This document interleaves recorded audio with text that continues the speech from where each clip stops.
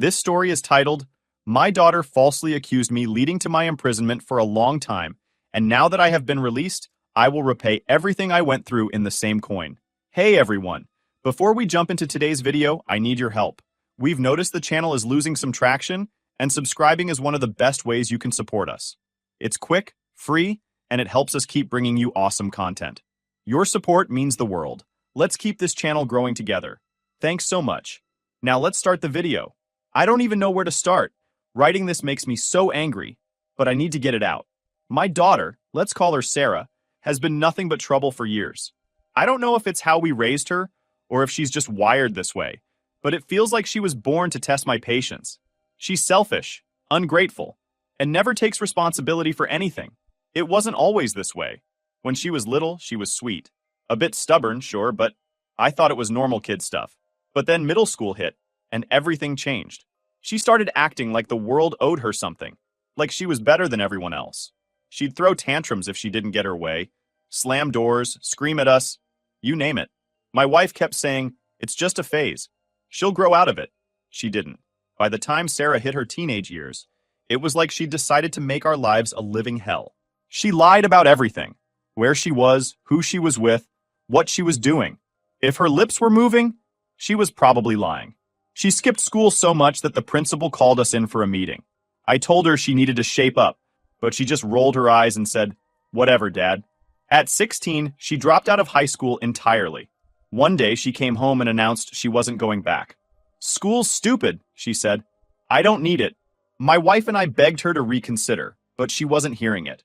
She packed her things, said she was leaving, and walked out the door without even looking back. She ran off with some boyfriend, a loser who didn't have a job or any prospects.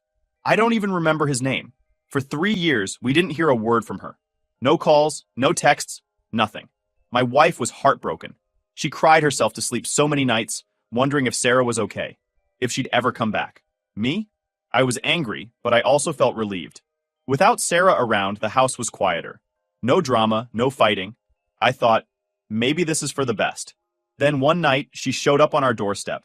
It was pouring rain, and she was standing there soaked to the bone, holding a trash bag full of clothes. I have nowhere else to go, she said.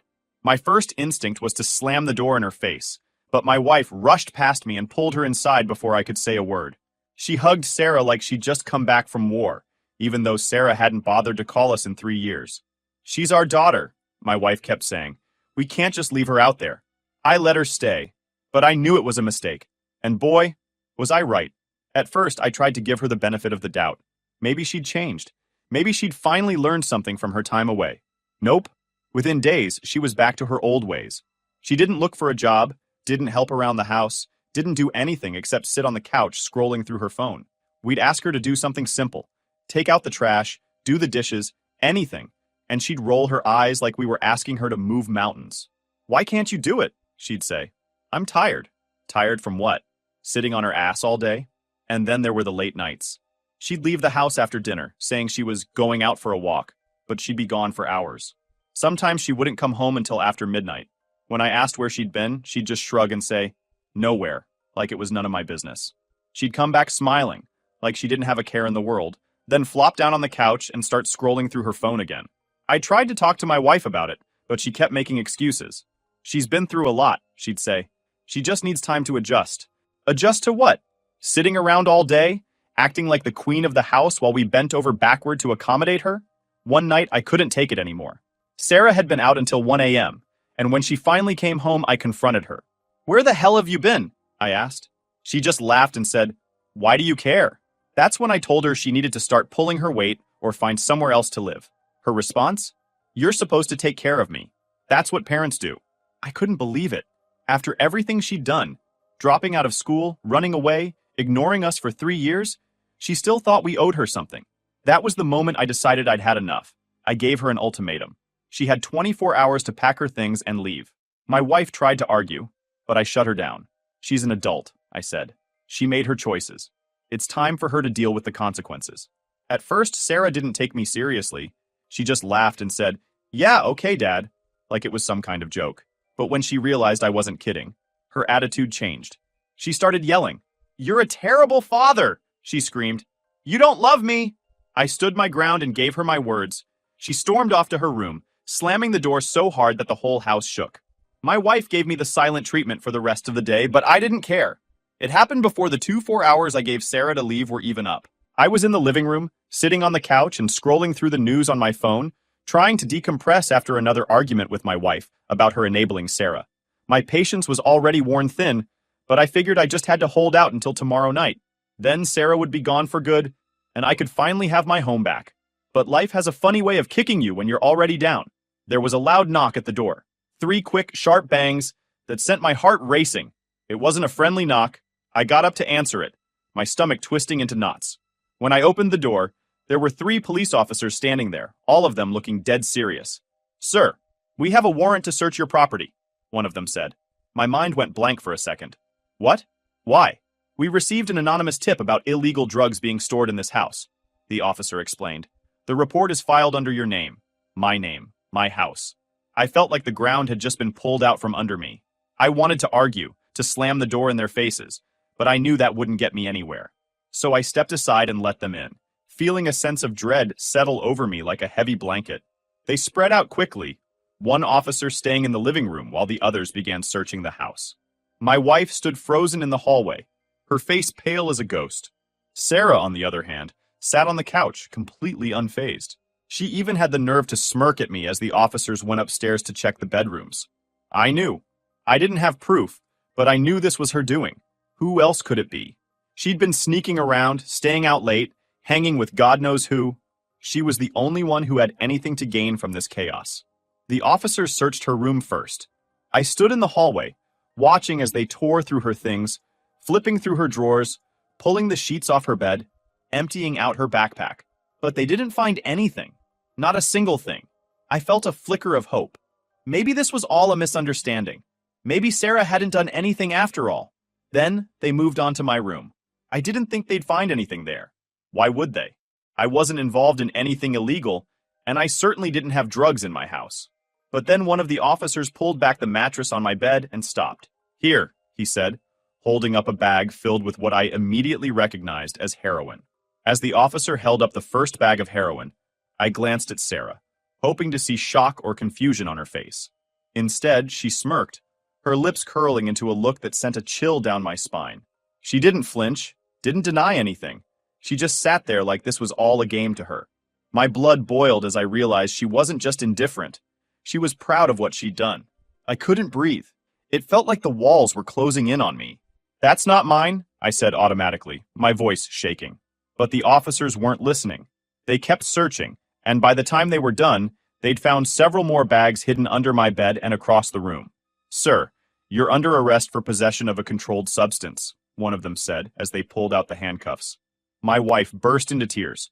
Sarah just sat there, watching the whole thing like it was a movie. When they cuffed me and led me out the door, I looked back at her one last time, hoping to see some kind of guilt or remorse on her face. Instead, she smiled. The next few hours were a blur. They took me down to the station, fingerprinted me, took my mugshot. I kept saying over and over that the drugs weren't mine, that someone had set me up, but no one cared. The evidence was in my house, under my bed. That was enough for them. They denied me bail, saying the amount of heroin they found suggested I was involved in distribution. My lawyer tried to fight it, but it didn't matter. I was stuck in jail, waiting for the investigation to play out. Over the next few weeks, they started looking into the case. They tested the drugs for fingerprints, checked for DNA, anything that could link them to me. But there was nothing. My fingerprints weren't on the bags, and there was no evidence tying me to the drugs. Still, that didn't mean I was off the hook. The house was in my name, which meant the drugs were my responsibility, unless I could prove otherwise. My lawyer argued that someone else must have planted them there, but without solid evidence, it was my word against theirs. I knew it was Sarah. I didn't know how she'd done it, but I knew it was her. Maybe she'd been storing the drugs in my room without me noticing, or maybe she'd planted them there as a way to get back at me for kicking her out. Either way, she was the only one who could have done it. I spent 5 agonizing months in jail while the case dragged on. Not because the investigation was complicated, or because there wasn't enough evidence to clear my name, but simply because the court's schedule was backlogged. Apparently, justice had to wait its turn, even when someone's life was being torn apart. The delay felt like an eternity. Every day in that cell was another day I sat with my thoughts, replaying everything over and over. The betrayal, the humiliation, the helplessness. It all circled in my head like a broken record. My body was locked up, but my mind never stopped pacing. I couldn't stop thinking about how my own daughter had done this to me. I wondered if she was laughing about it, going about her life like nothing had happened, while I was stuck in a place I didn't belong. My wife visited me a few times during those months, but even her presence felt like another weight on my chest. She wasn't there to offer support or reassurance, not really. Every time she came, it felt like she was probing, fishing for answers I couldn't give her. I needed her to believe in me, to fight for me. But instead, she just seemed confused, unsure if she could trust the man she'd been married to for 20 years. Why would Sarah do something like this? She asked during one visit, her voice hesitant, like she couldn't even say the words out loud without doubting herself. I clenched my fist so tightly my knuckles turned white. You know why? I said, trying to keep my voice calm but failing. You've seen what she's like. You've seen her lie, manipulate, twist things to get what she wants. This isn't new. She shook her head, her face pale and drawn. But planting drugs? Getting you arrested? That's not just lying. I don't know. It's evil. Her voice cracked, and she looked down at her hands, wringing them like they held the answers. She's been on this path for years, I said bitterly. You just didn't want to see it. You kept making excuses for her. She's been through a lot. Every time she crossed the line, you let her get away with it, and now this is where we are. My words hit her like a slap, but I didn't care. I was too angry, too tired, too broken to soften the truth for her. If she had stood by me, believed in me from the start, maybe I could have handled this better. But instead, she kept second-guessing me, making me feel like I was the one on trial. Maybe you just didn't know what was happening, she said during another visit, her voice trembling. Maybe there's more to this. I stared at her, stunned by how little faith she had in me. Do you even hear yourself? I snapped. You're my wife. You've known me for 2 decades. Do you really think I'd get involved in drugs? Do you really think I'd risk everything for... What? Some heroin under my bed? She didn't answer. She just sat there, looking at the floor like a scolded child. But her silence spoke volumes. She didn't believe me.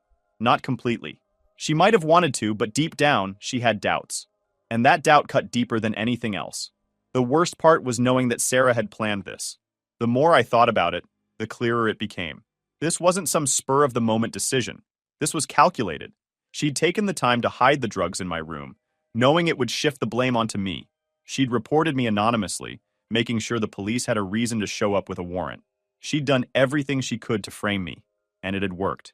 And yet, my own wife couldn't see it. My parents, who visited once, couldn't see it. Even some of my so-called friends started to distance themselves, whispering behind my back.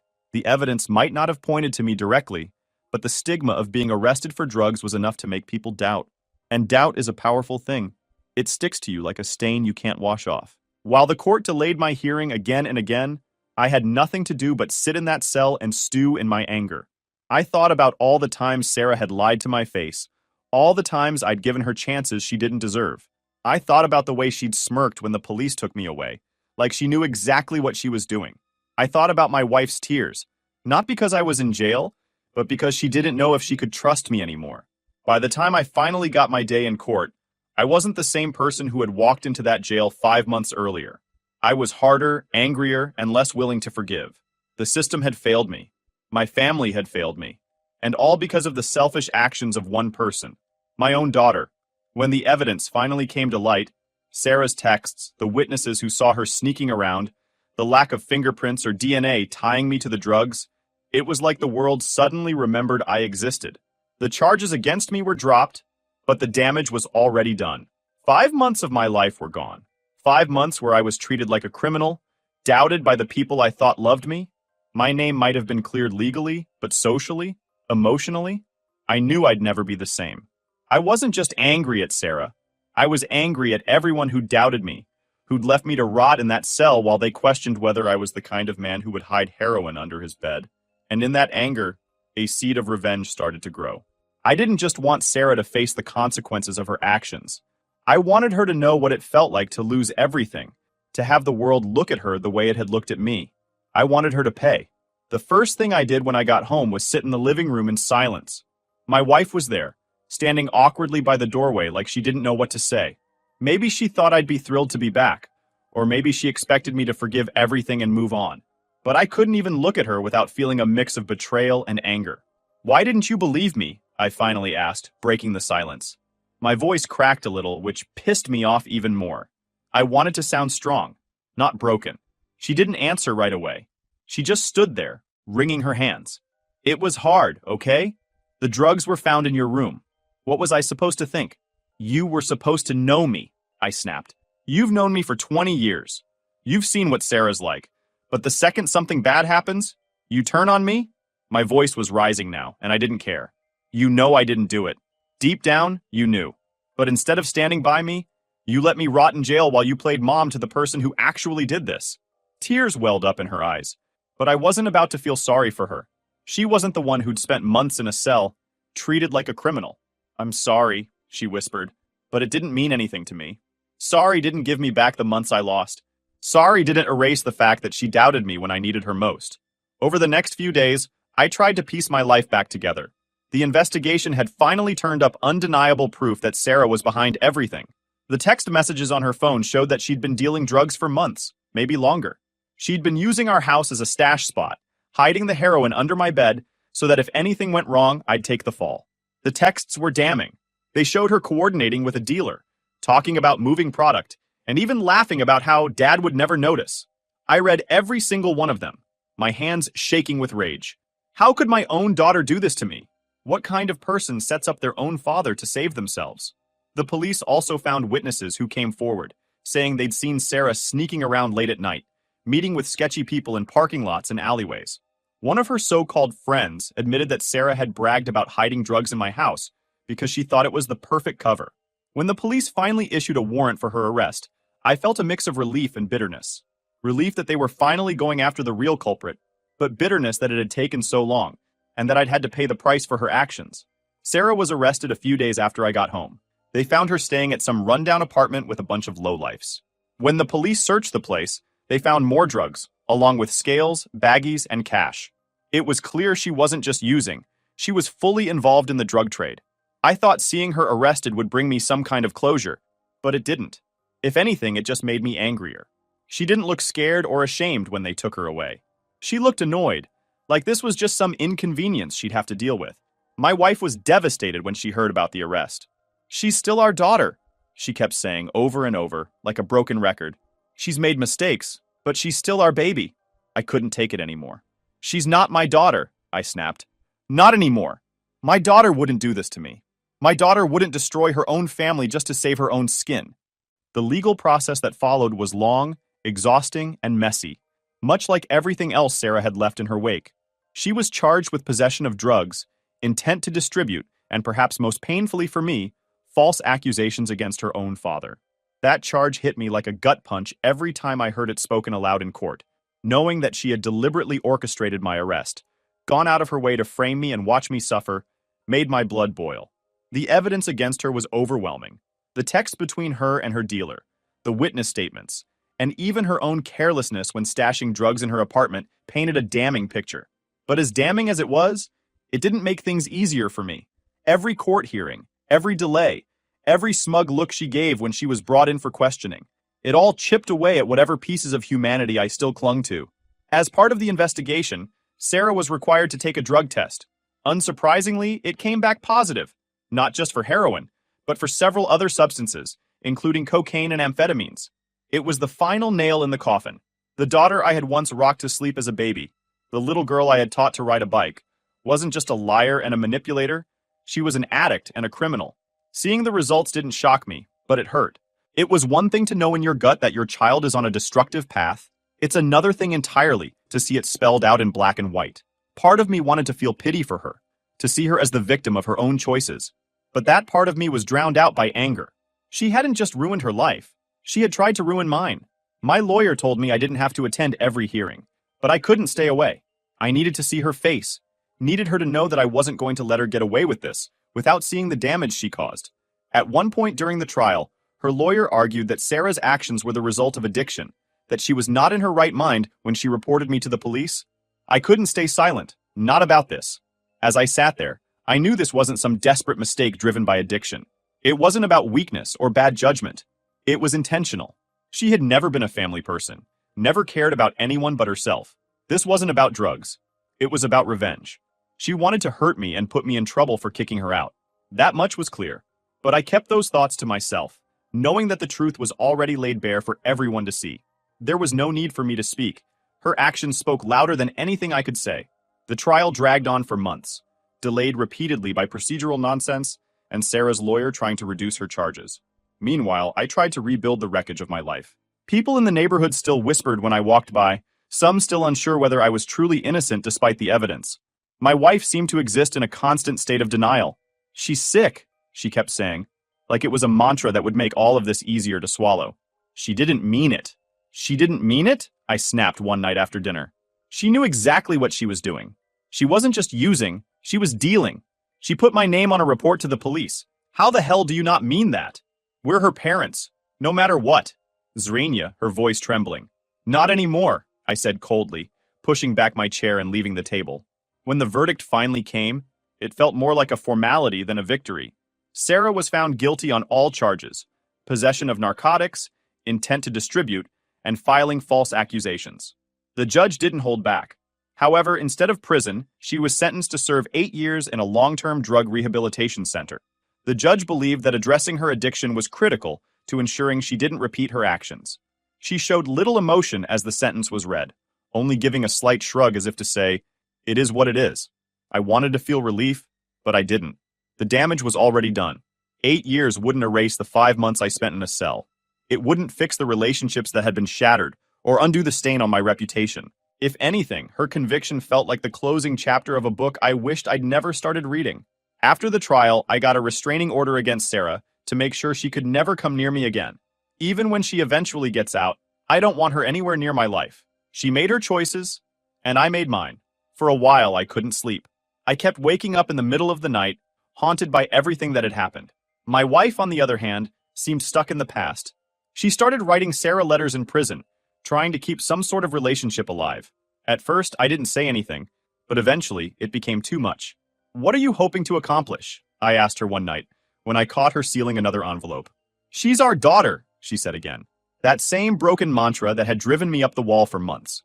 "She stopped being our daughter the day she put me in cuffs," I replied, my voice cold and sharp. "I don't care what she's going through. I don't care if she gets better. She's out of my life, and that's not changing." That conversation was the tipping point. We were no longer on the same page, no longer even in the same book. My wife clung to the idea of Sarah as the daughter we used to know, the little girl she'd raised, the baby she once held. But that version of Sarah didn't exist anymore. Not to me, and maybe not to anyone. It became clear that our marriage wasn't going to survive this. The trust between us was gone, eroded by months of doubt, anger, and pain. My wife had doubted me when I needed her most, and now she was trying to hold on to a relationship with the person who had destroyed everything we'd built. How could we come back from that? The answer was simple. We couldn't. One night, after another tense argument about Sarah, I finally said it out loud. "I don't think we can keep doing this." My wife looked at me, her eyes filled with tears. "You're saying you want to leave?" "I'm saying this isn't working," I said, my voice steady but heavy. "We're not the same people we were before all of this. I don't trust you, and you don't understand me anymore. And honestly, I don't think I can stay in this house, surrounded by everything that reminds me of her." She nodded slowly, wiping her tears.